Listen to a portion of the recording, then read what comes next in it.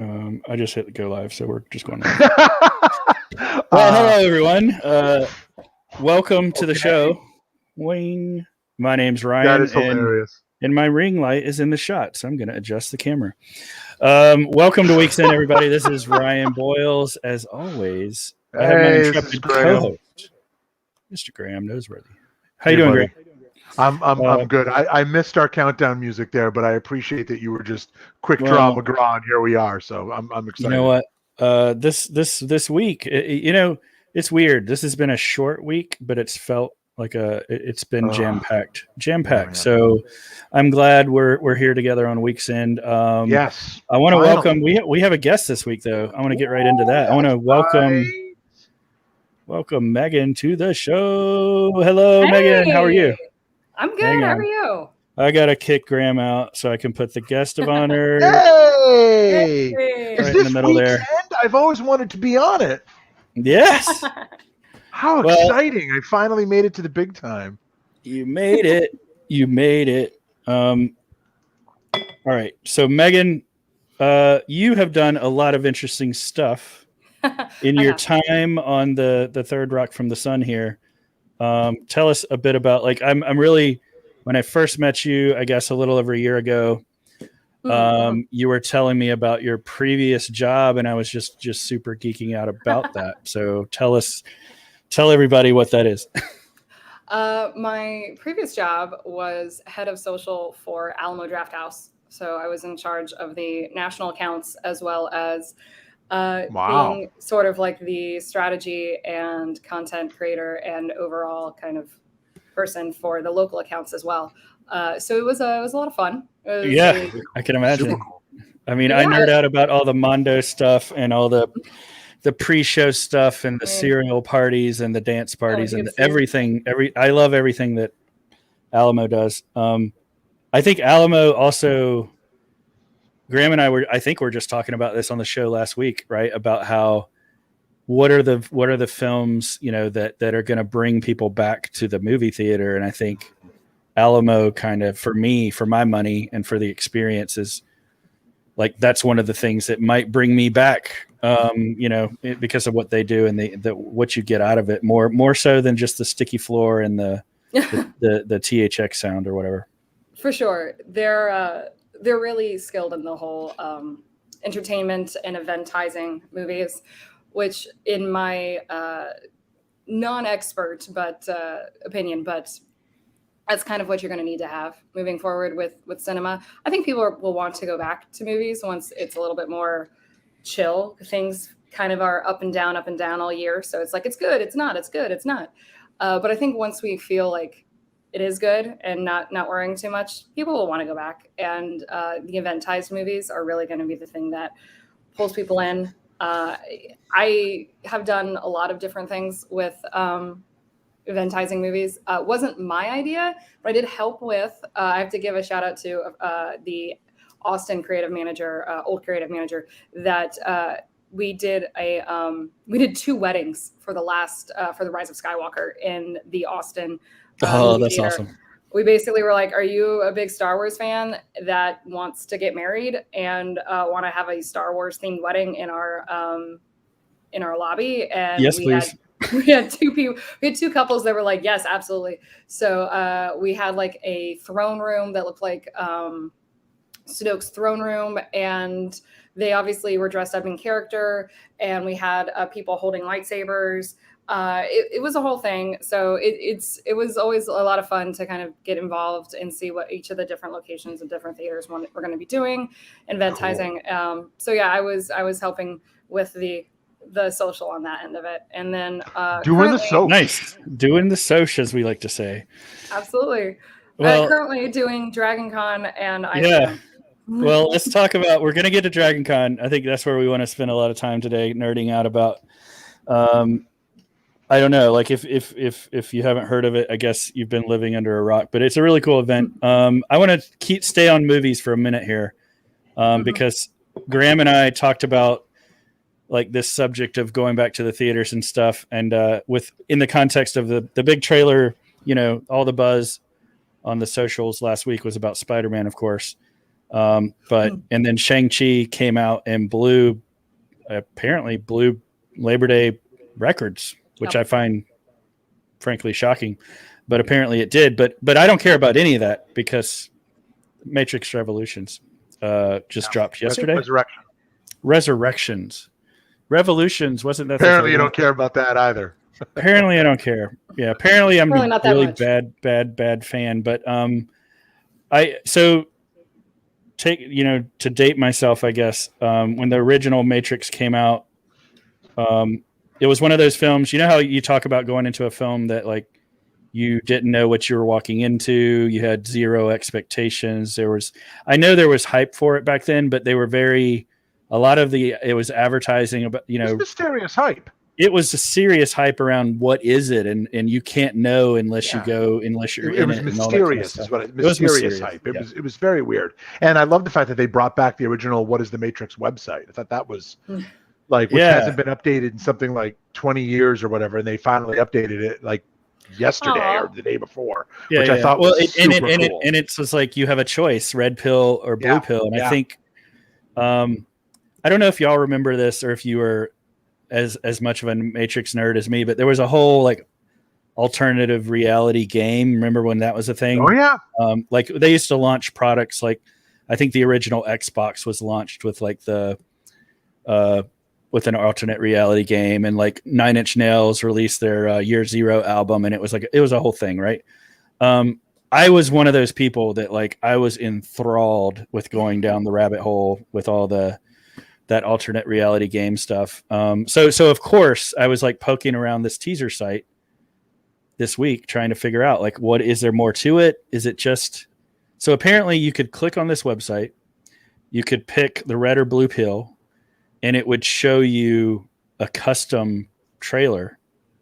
It was like just teaser footage, and then it gave you teaser footage. But the point was, what I read, which I don't quite understand, was it was cool that it told you like it integrated your time. Yeah, I guess from your computer. But it was saying there was something like 180,000 variants of the teaser possible. And I was trying to figure out, like, is that based on the time, like every second of the day plus footage? Like that just kind of weird. I don't understand that, but it's cool nonetheless. But then the official actual trailer dropped yesterday. And I just want to start out by saying this, and then I want to hear what you guys thought. Keanu Reeves for me is just a whole mood. I mean, the whole trailer, frankly, was a mood that I think a lot of people didn't know what to expect, but apparently Mr. Thomas Anderson is in therapy. What did y'all think of this trailer? Well, I mean, I was completely floored by it. I mean, really, really thoroughly floored by it. The scene where Trinity is screaming and it's like showing her echo in the Matrix really blew me away.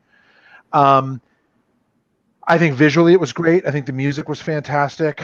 I think it's being presented well. I don't like the fact that they said Christmas. They should have said December. I think I have issues when movies talk about Christmas, like only people who celebrate Christmas love movies, but that was my only nitpick. But I thought it really, really, really looks fantastic. And I heard an interesting theory today, which made me say, and it's this. If you watch the trailer closely, several times in the background, they are projecting or showing footage, not images, not flashbacks. They are showing footage of the first movie, The Matrix. Yeah. And at the very end of the trailer, of course, Jonathan Groff's character says, wow, we're going back, all the way back to The Matrix. So the theory is that The Matrix, the movie, exists in The Matrix, and that they've convinced Thomas that he's just an actor and that it was a movie they made, and but he's having these visions of it that's not lining up to what they did. And so these people are trying to show him, like, you really are Neo. It really was real. And Jonathan Groff's character is some sort of architect person, obviously, but could possibly be his talent agent. And so the agent is literally referring to the movie. Hey, we're going back to the Matrix, huh? Like, that's where you're at. Like, that's cool. Let's talk. That's really and interesting. So he's going in there and it's like, did I make this movie? Or like, what the fuck happened, man? So there's a really interesting Now, who knows, man? I mean, you're onto something. I almost feel like if you spoil the movie, like we can't be friends now or something. But I like where you're headed with this. So I'm very excited by it. My family was excited by it. I think I'll be honest with you, I'll go on record saying it's one of the best trailers I've seen in a long time. The movie might stink, but that's one of the best trailers I've. Well, and that was the original film.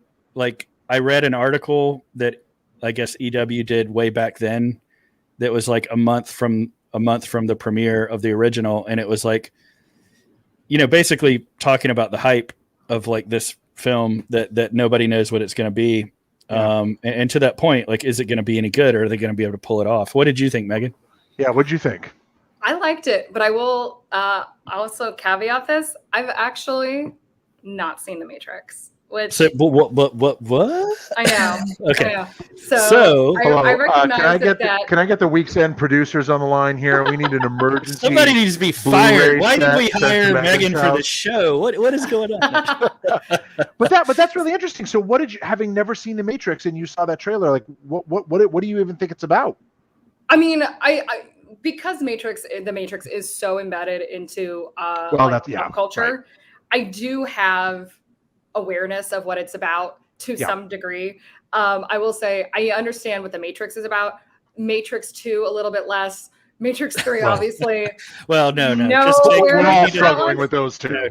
You need to take the blue pill. Take that whole bottle of blue pills that we're all struggling with those movies. So one of the funniest memes. Hold on, Ryan. Hold on 1 second. Megan, finish your thought there. Oh no! I was gonna say, for me, it was like and this may be what you were about to say, Ryan. It's kind of like watching John Wick run around, getting ready to go into like a computer simulation. I can see that. I'm like, all right, let's go. I'm into this. John Wick meets the lawnmower man. I do think that was the reaction from a lot of folks that are like chomping at the bit and love John Wick films, and they're going to make 17 John Wick films apparently. It doesn't help. It doesn't help that like his hair is still long from where it looks like the John Wick look. I mean, but think about this for a minute. Think about this for a second. If my theory is right, then and in this movie he's supposed to be an actor, what if they kind of hint at or talk about the John Wick series, like, are you sick and tired of just being this action movie? Like, you want to go back to the Matrix? Like, there could be, that may have been exceedingly deliberate, because it looks so much like John Wick. It does. That's why it's like, there's no way they didn't factor for that. Like, there's no way they didn't know that. So they must have known it was going to look like that, right? So to me, there's probably a reason. Yeah, I was say, for me, it's definitely an obvious, like, they're too good at what they do for that to be an accident, right? That's what I think. That's not an easy omit. Like, oh, we accidentally had him look exactly. And it's not like John Wick is from 10 years ago. John Wick is now. John Wick is now. I did marketing on that, so like that was recent. Like, so yeah. It's. And John Wick 4 is about to come out, right? Or it's in production or something, right? Isn't it coming? Yes. I think that's a good theory. So is John Wick the one? That's a good question. Let us know what you think, folks. One plug I wanted to give is I've been obsessed with this YouTube channel called Matrix Explained. And it's a guy who I think, lives in a bunker somewhere and thinks about the Matrix all day and all night. Very serious. He's breaking down. He's got a whole team of people, and there's, they've been breaking down footage from the set and everything. And now that the trailer came out, like there was like a 1 hour show last night of them breaking down like frame by frame by frame, which is not a new thing for YouTubers to do, but they get into much more of they didn't pick up on like the thread that you're trying to pull there, Graeme, with the whole, why did they show the footage? Why is the footage like embedded in the film, in the trailer? And that's not my theory, by the way. I saw somebody else talking about that on Twitter, and I was blown away by it. But their point was like, they just were like trying to look at Easter eggs and tie it back to, just like references to like, the black cat that's in his therapist's office, that when he talks about him being, Thomas Anderson, he says, why are you so, or the therapist says, why are you so triggered? He was making the good point that when he saw the black cat, he thought it was like triggering his memory of like when that happened in the original film is when everything went to hell.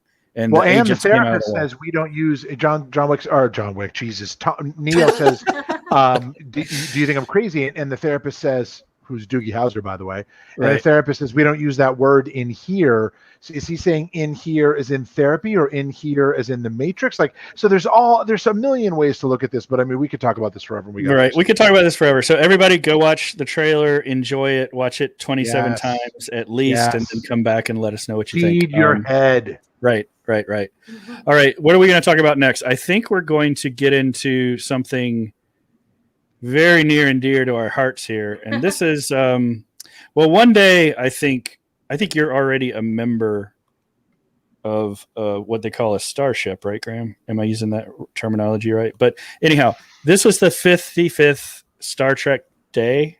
Yeah, 55th. That's right. I don't know what words you tried to say there, but they didn't come out right. Well, I try. But Star Trek Days this week. So I just wanted to hear like what is the latest thing, because I've heard about the new season of Picard, and I think there's a lot of talk about like where is that headed? Is it a good thing? Is it a bad thing? Well, there's a lot of really cool stuff going on in Star Trek right now. So yes, it was the 55th. That's correct. Anniversary. Man, I've just loved Star Trek since I was a child.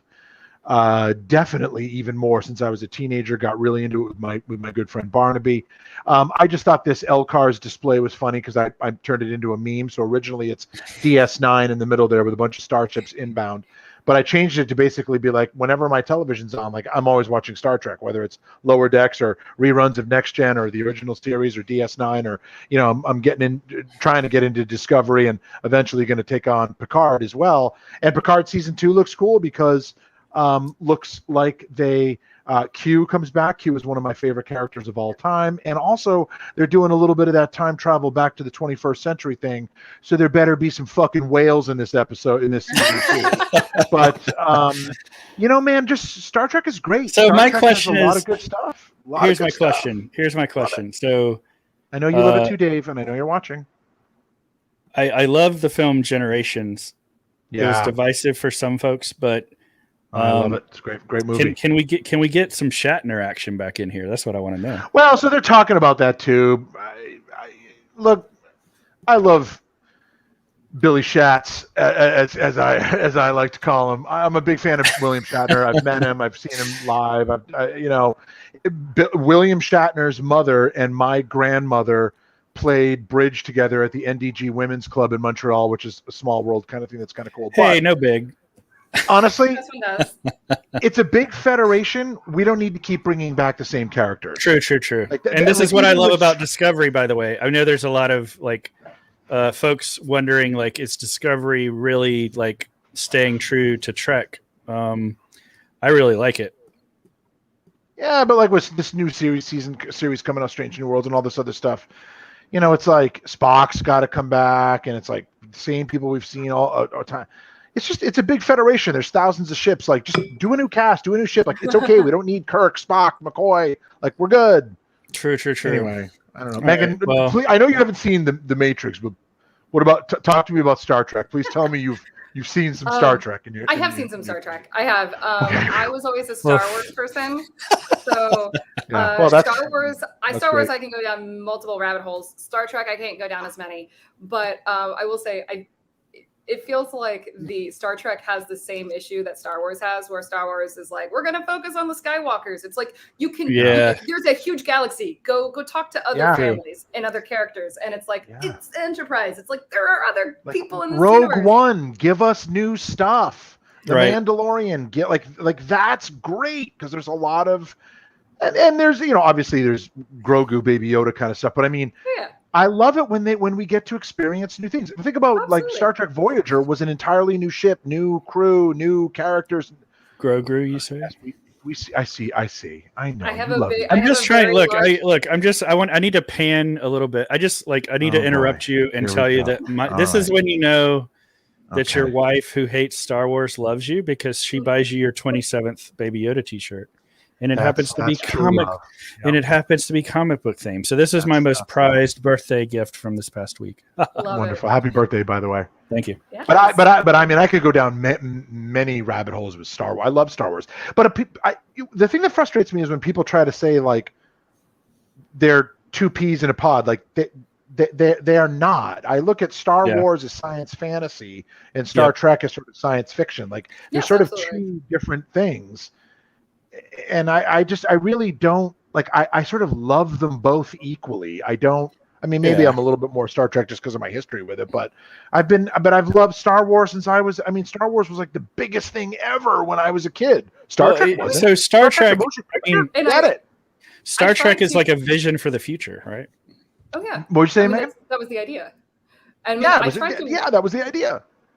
I tried to do the original series because a friend of mine she's huge into Star Trek, and I didn't resonate with the original series as well, just because I think it moves slower than I was looking for, and it had a lot of awesome themes, but it just didn't stick. What I watched of Discovery, I loved, and I really want to watch Lower Decks. My issue is access to it is hard because for whatever reason, Star Trek things tend to be on like multiple platforms and hard to find. That's just something I have. I mean, it's a bigger conversation about how. Tell us about it. Yeah. I would say that if you get Paramount Plus for just 2 months or 1 month, really, for $5, like it's definitely worth watching Lower Decks. Lower Decks there's tons of like Star Trek deep cut knowledge. You do not have to have any of it. It is knockdown, drag out, hilarious. And it's actually just a really, really well done show. There's only 2 seasons. They're halfway through the second season. I watched all of season 1 in like 1 or 2 days. Because they're not that long. So it's entirely worth the $10 or $5 it'll cost you. Well, here's a question. Did you ever watch The Orville? I watched some of The Orville. Yeah, it was good. It was definitely Seth MacFarlane's. I was going to ask how close of a satire would it be to I guess Star Trek episodes? Because I've seen some of that. Yeah. My Galaxy Quest is the best. Nothing will ever pass Galaxy Quest. Galaxy Quest is the best Star Trek movie. All right, so let's just move on to Dragoncon. I'm not doing that. All right, speaking of this whole show is going to become Star Trek if we don't move on. All right, so I just here's our transition though. There's some people here in this photo that's going to transition into cosplay. What the heck is happening here, Graeme? So I am really excited to sit here and keep my mouth shut while the two of you talk about Dragoncon and cosplay, because I'm a big fan of all of that. But this is a Halloween party at my parents' house in their basement, or we used to call it the underground, which is nice. Super dorky. In I'm not going to say the year, but a long time ago. And you can see me wearing my Star Trek: The Next Generation captain, or probably commander uniform there. You can see my buddy Peter is dressed as the Invisible Man on the right. My friend Barnaby is dressed in his plain clothes because he came just dressed as an asshole, so he's just giving you the finger. Ingrid, I don't know what my buddy Gavin was doing there. I can't remember. But what's really funny is if you look closely up on the wall, there's a bunch of starships. So everybody who came to that party had a starship and a rank assigned to them. All of those pictures are still hanging up in my parents' basement, which cracks me up. But yeah, cosplay, uniforms, all that, man, I've been into that stuff for a long time, and I love it. So it's a good transition. This is a funny picture. I share it probably once or twice a year because it's just too funny not to. It is. Dragoncon, your turn. Right. Now I'll be quiet. No. This is the main event, folks. So Megan, you're sort of running things for social for Dragoncon. Tell us just this year was weird, leading up to this event, and do that. But it still looks like fun was had by all. Absolutely. And I want to just say that I am not the only person. There is a lot of people on the Dragoncon social team, and Eric is kind of one of the guys that wrangles everybody. And I kind of live primarily on Instagram, though occasionally we'll jump over to Facebook and Twitter and help out there. But yeah, the con this year, last year was virtual, which was a really interesting challenge to learn how to pivot an in-person convention to digital. And then this year they decided to go in person with some precautions, masks. They did either a negative COVID test or a vaccination card. So they had a lot of things happening. They had reduced capacity. So they were trying to, make sure they were as careful as possible. So people still had a lot of fun. We still had some crazy costumes, still had some awesome guests. Throwing it back to earlier, William Shatner was there. And nice. So there was still a con vibe. And I think there was a lot of I'm finally able to come back home was a big thing on social that I kept saying as I stayed here in Austin and did not make it to Atlanta, but did the con virtually and watched a lot of what people were doing and saying, and there was just a lot of excitement all around. This is one of my favorite. It's not my costume, but I love the look. If you're at all familiar with DragonCon, there's this whole cult of the carpet. Because years and years ago, the Marriott Hotel that's one of the hosts had this crazy carpet that was like blue and yellow and stars and craziness. And DragonCon fans like to cultify everything in a fun way. So that pattern shows up in a lot of different costumes for just randomly, just like where it'll be like that. There's a T-Rex that has that costume. The cosplay, by the way, is my favorite part about going to DragonCon. I love to people watch and just see what everybody comes up with and their creativity. And I love this costume because it's a great example of the creativity doesn't have to be how over the top and meticulous and like attention to detail your costume can be. That's one way of doing it. But these guys, I think they're called Dads Do Con, or Dads Do Con.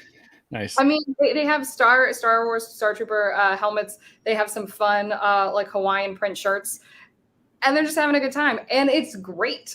It's a great. Here's the. If you're having fun, you're fitting in. Well, so that is the mantra. So for me, absolutely, that is the mantra of DragonCon. Here's the dinosaur, by the way, with the pattern. So. Yeah. It's amazing. I wonder why, like, speaking of the cult of the carpet, like, there's got to be, like, some kind of negotiations where Marriott is going to change the carpet back or something. Like, it's just insane. I don't know. I have no idea. I'm sure that's on the Marriott side. But the hotel in Atlanta does occasionally do some stuff where they'll have like desserts or drinks, or they do throwbacks to the carpet to kind of like, because it's fun. There's talking about Lower Decks. There was a Lower Decks cosplay and they had Badgie. Nice. Look at Badgie. That's great. So, and then I want to show this one. I think this was one of my top cosplays this year. Again, oh my God, it's stuck in the door. Bless Justin for making sure we didn't miss. That's fantastic. The fun thing is, if you've never been to DragonCon, they have like they call it habit trails. They're these big hallways that kind of connect a bunch of different hotels. Yep. They get jam packed when you have a couple thousand people trying to go from the Hyatt to the Hilton to the Marriott. So the fact that he took this pop culture joke and was like, I'm going to make sure we don't miss out on this. I'm going to bring it back around and put it in the hallway. Perfect.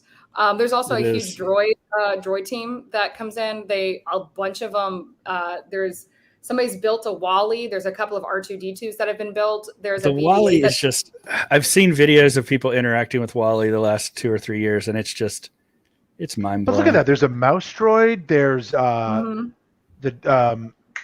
Bucket. The dog from Doctor Who. I can't name it. Canine. Affirmative mask. Canine. Canine, yes. Canine. There's like a Well, weird. look, this I'm gonna switch photos real Wow. quick. Wasn't there there was a photo with? Hang on. I'm gonna flip through our assortment here real quick. Well, here's one with Wally. There was another one that I think y'all shared that had a young lady also talking to the variant version of here's another mashup, right? Literally a functional BB-8 that's a variant. I want to add that how most cool of is the that? droids work. So that that's the thing that blows my mind. And just the creativity of people that come to Dragoncon. I have tried to steal multiple BB-8s every time I'm there. Nice. But unfortunately, they're pretty decently sized and they're very heavy. And obviously, the people that run the droids are there and will not let me leave with them. But I do try. I want to give a shout out to Hip Hop Trooper. So Hip Hop Trooper. Yep. This guy has a cult following. Now he has his own posse. He has his own action figure. He has a lot going on. And I met him. I want to say I met him at Dragoncon. There's a place where you go get it's like a Hawaiian burger place. I don't know if you know what I'm talking about. Oh, Trader Vic's? Yes. So I met him in that cafe having a burger, and we just sat there and talked about stuff. I mean, awesome guy. So shout out to Hip Hop. Super nice. Yeah, and his costumes. I mean, it's the same costume, but it's always good. And he does some variations now of different things he does. The ring cosplay is another one. Sorry, I didn't mean to cut you off, but that's another one that was insane and terrifying. Whoa. Did that scare everybody? Right. Okay. Now I'm gonna skip. We're gonna do a lightning round here. We're going to flip over. So talk to me about this one. Nailed it. The chair and from at the beginning of Harry Potter and the was it in the see, these are deep cuts. Half-Blood Prince. Yeah. So this is the thing I love are the one mashups. Right. Cosplays that are just like you splice two things together that should not go and they go and they're great. Well, I mean, I would say this is really cool, but you can't deep cuts. You can't party in this outfit, though. I mean, this is. No. But that's the thing is I know a lot of people that cosplay come with multiple costumes. Oh, yeah. And then there's the day costume and then there's the night costume. Of course. So the day costume is to be seen. The night costume is to go party. So that's what I would assume a day costume. So Wally. Yes, we had Wally. I love the this kids. this one blew me away, by the way. They see me rolling. Love it. Yeah.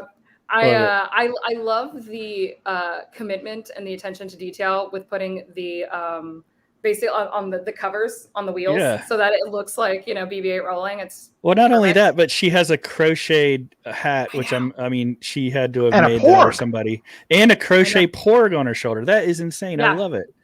That is so awesome. There's so many here. There's just you could here's what I recommend. Go look at the Dragoncon hashtag. This is fine. Yeah. This one I knew would be near and dear to your heart, Graeme. That's fantastic. Also, a real deep cut throwback to internet culture. It was 2019, but I didn't find the photo in here. Do you remember the shoes video? Oh my God, shoes! It was. Oh yeah. Oh my God, shoes! There was a guy dressed up like the character and the guy in the video carrying around shoes and sounded like him. And, I mean, there's a little bit of everything for everybody, and I know Dragoncon. They started a whole parade through the entire Marriott. Oh yeah, nice. Nice. I love it. But I mean, there's so many tracks. So how many tracks are there at the event itself? I mean, there's so many 15, different 20, different genres 30. Of things. There's a lot. There's 85,000 people there. Yeah. There's a lot. There's a lot of different tracks, just about anything. So they have pop culture, so you have anything in media that you'd be interested in, but they also have science tracks. So I talked with an astronaut a couple of years ago who had gone up in space. And then they have an astronomy track. And they have a military history track. They have an alternate universe history track. They have just a lot of different passions because Dragoncon is fan led, and not led by like investors or a business necessarily. If you are passionate about it, you can kind of start it. One of my friends that I room with frequently, she's super into knight battles. There are these people that dress up as knights and they joust and they fight in this big arena. It is super fun to watch and just is something that I would not have thought about as sort of like, I had no idea that was a thing. But yeah, they'll have like. So is that like it's not all the like drama of LARPing, it's just the let's go fight? Yeah. Nice. I like it. I can appreciate that. I also think like one of the years I went, they had like lightsaber training or something. Like they had like, you know, in it, and then they had like a tournament of you know, jousting, both jousting and fencing with lightsabers. And it's like, okay. Yeah, they've done those. The things that I always recommend that I love about this convention is just the stuff that is unscripted. So there's a lot of tracks, there's a lot of things you can do. And then there's just like, what happened? I call it nerd Mardi Gras. What happens when you get like 80,000 nerds together that like a lot of different things, but a lot of the similar things? Yeah. Some fun things happen. I randomly saw an entire lightsaber fight between a Darth Vader and an Obi-Wan in a hallway. Just like, and it was very intense, and they apparently didn't know each other. They just ran into each other. I mean, so this moment right here that you see on the screen, completely spontaneous. So to the point, so I am Jules Fett, my buddy Tim Arthur, who I used to podcast with, is Vega. So we had the mashup of Pulp Fiction and Star Wars, and I think he was Vega Vader or something. Was it one of those Jango Fett? Well, so in the middle here, Jango Fett, and we just ran into this guy, and we're like, oh, well, you know, we were like doing the Spider-Man thing, like, awesome. And so then we're like, hell yeah! And so this guy, I mean, he does.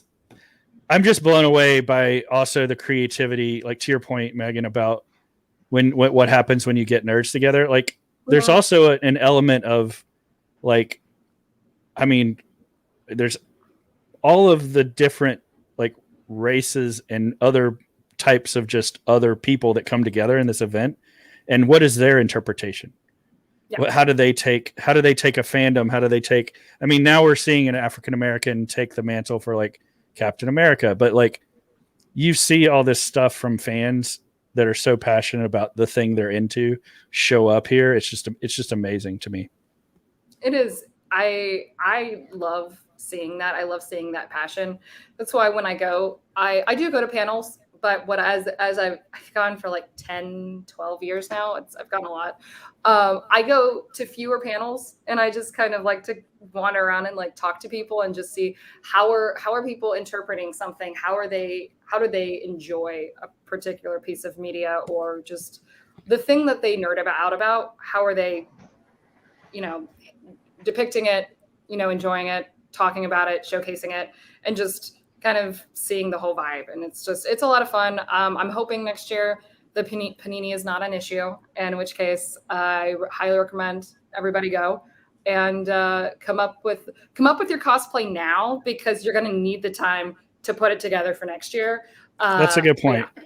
I think a lot of these folks, they're spending the whole year, especially if you're getting essentially a whole week's worth of costumes together. You know, there are people who they have a daytime and a nighttime for 4 days straight.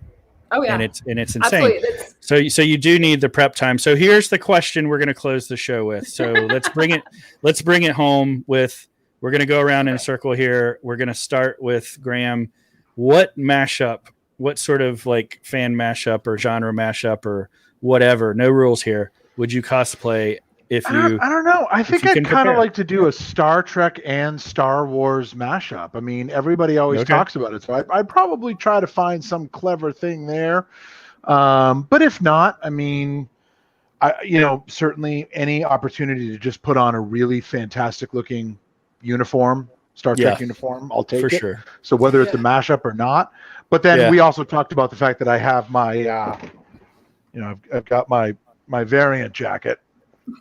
So I think Megan, you were saying you saw a lot of Delta variants. So hopefully that subject will not be needed next year. It's. I think you have to take it a step further of like. So on the Marvel What If show this week, it's actually Marvel Zombies, right? So so I've never seen this before, but what if I think your cosplay could be like you take a really pristine, really accurate uniform like you love, and then you put a little twist on it. Like what if you were a vampire with just like the two marks on your neck or something, like something like that. That's interesting. Yep, I love that. So Megan, have I given you enough time, or should I go next? Oh yeah. Oh no. Okay, what's yours? She's a pro. I've got two, because there's one that I've always wanted to do. Yeah. And I just haven't had the skill to do it. And then there's one that unfortunately my dad came up with that is just too good for me to ignore. I've always wanted to do zombie Marie Antoinette. Nice. And as if, like she's got, the line across her brains. Yep. And then like her head's been sewn back on. I love it. And I think that would be super fun. That's really good. Thank you. I'm really into it. I think we could pull it off. Come on, let's my wife is a seamstress. We need to, if you need to get I'm gonna have to the talk historical to her about accurate piece here. We know people. And then the other one, my dad came up with. Unfortunately, I wish I could claim it. Guardians of the Galaxy Quest. Oh yeah, I think that's awesome. See, you need a whole crew. We need like a whole crew to pull that one off. You do need a group for that, but if you can get one, I think it'd be awesome. Yeah, I think getting not only the mashup but getting a group is key. All right, now I'm in the hot seat and I'm blanking. I think I would like to do. I like the deep cut stuff. That's why I kind of am thinking about like characters, like obscure, like some kind of obscure character from a video game. So maybe you're taking, one of the side characters from, I play a lot of platformers. I play a lot of Resident Evil. So take one of the side characters from one of those series, like in Metal Gear Solid, right? You have like the scientist guy that's on the codex. Take him, mash him up with something. That's what I would do. But nice. I like the deep cuts that you have to explain. And then you see that light bulb moment, or you just have people that are like, what the hell are you smoking? Either way. I like it. It's funny either way. Think about it for a second. And then as soon as they get it, it's like, wow, that's so I know, right? Yeah. Or maybe it's just the nerd cred of like, if only you get it. I mean, yeah. Hey, that's worthwhile. All right, folks. Well, thank you to Megan for being our special guest of the week. Thank you so much for hanging out with us, nerding out with us. You're welcome to come back anytime, and we'll nerd out about other things. Thanks, Graeme, for being my intrepid co-host on this week's In. Thanks, everybody, for watching. Have a great weekend. We'll see you next Friday with more nerd action in your streams. See you, everybody. Bye. See ya.